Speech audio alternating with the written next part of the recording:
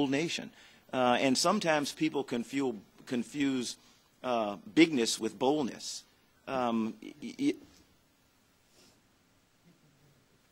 I'm sorry. You know, sometimes you lead not by being out front, where you're very visible, but you lead by being influential and being able to get people to do the things that you need to do. And we do that every single day on the International Space Station. When there is an issue, whether it's in a Russian module or a Japanese module or the European module, everybody comes to us. We pull the teams together in Houston, whether it's by internet, by telecon, or by video telecon or whatever, and the solution is made right in Houston. So I can't give a better example of leadership than that. You know, I wish I could vocalize it better. We are the acknowledged leader in the world in human spaceflight, and unless we choose to say we're not, that's not going to change. General, how long were you in the astronaut corps? So I was there for 14 years, right in the middle of my 34 years in the Marine Corps. Yeah. How many shuttle flights did you participate in? I flew 4, and my first flight was 10 days, ended 10 days before we lost Challenger, and my next 3 came in the wake or in the aftermath of Challenger, when I realized that it was so important that we do what we do, that I remain a part of the program. That would suggest you have some insights into these issues. Others.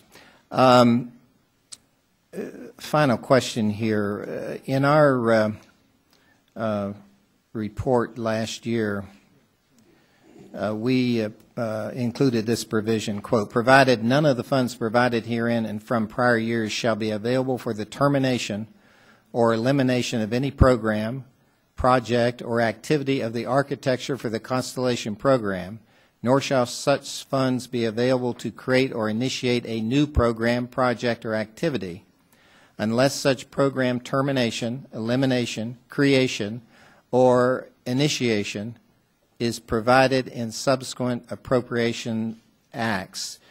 There is some concern that, or some question about whether that provision is being strictly complied to. Can you speak to that question? Mr. Chairman, that provision is being strictly complied to. We have not terminated nor canceled any contracts in the Constellation program. We have not directed the slowdown of anything in the Constellation program. I have authorized the cessation of procurement activities, 5 different activities that were in the process of going through competition to become contracts, and I have explained that to members of Congress before, and they were decisions that I felt were prudent because they had to do with downstream Constellation-type projects. One of them was construction of the processing platforms at the Kennedy Space Center, and we would not have gotten to that in 2011, in 2010 anyway. So, you know, I just stopped the procurement activity that would have gotten that contract. Another one was for what we call an EAGLE contract. It's the ground support. It's all the engineering and everything at the Kennedy Space Center. And on the recommendation of Bob Cabana, the Center Director at the Kennedy Space Center, I terminated the efforts on that because his advice to me was, you know, if we compete this contract and it's won, and we don't have a budget that funds a follow-on program, I'm going to have people out of work because they will be working under a contract that's not funded. So, and there are 3 others that I could mention that we stopped because. Well, with regard to that one, could anybody fairly consider that to be a termination? No, sir. That was not a termination because we did not have a contract. So all of the existing Constellation contracts are still their work is still being fulfilled. Yeah. I did ask people, please do not expand the scope of any work. Please do not go out and begin any new work because I'm not authorized to do that.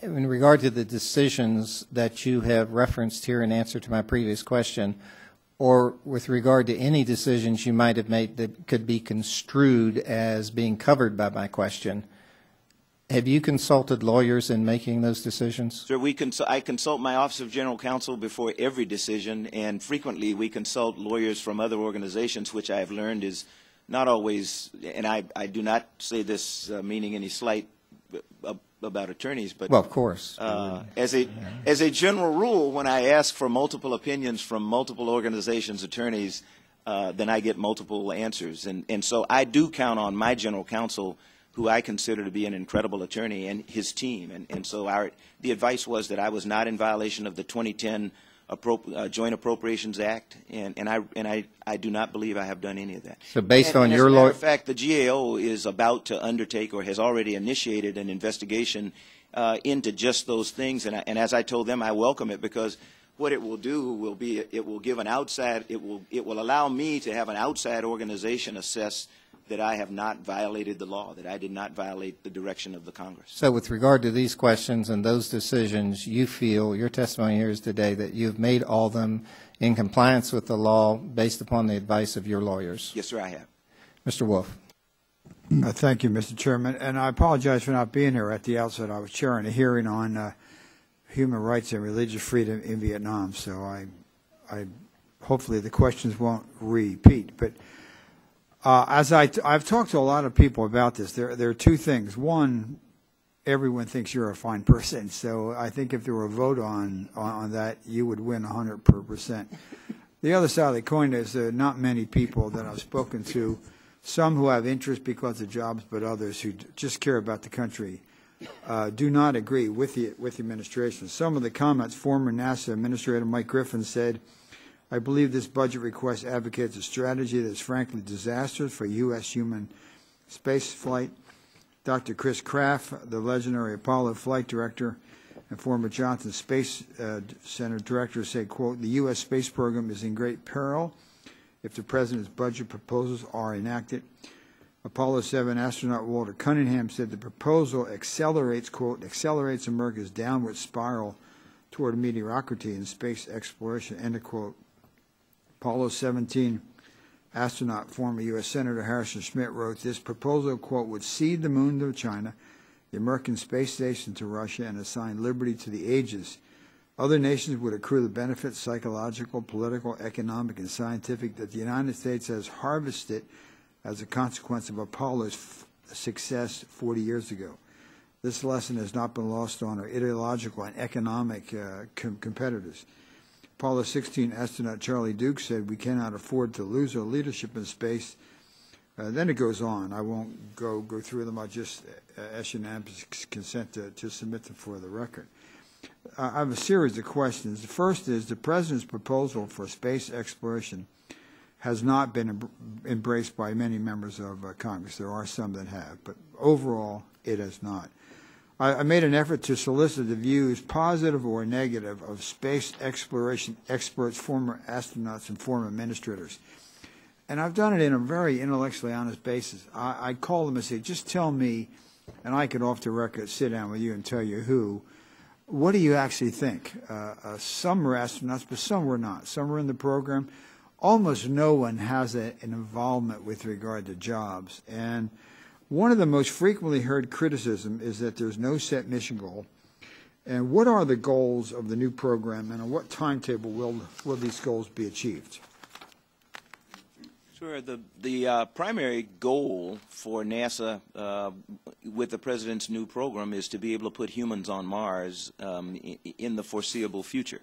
As I have explained before, the difficulty in doing that, and the reason that I can't give you a time certain, is because we lack certain technological capabilities to do that, and that is what is the basis for the technological development programs that I would like to put in place, so that we can develop those technologies and the capabilities that will allow us to do that.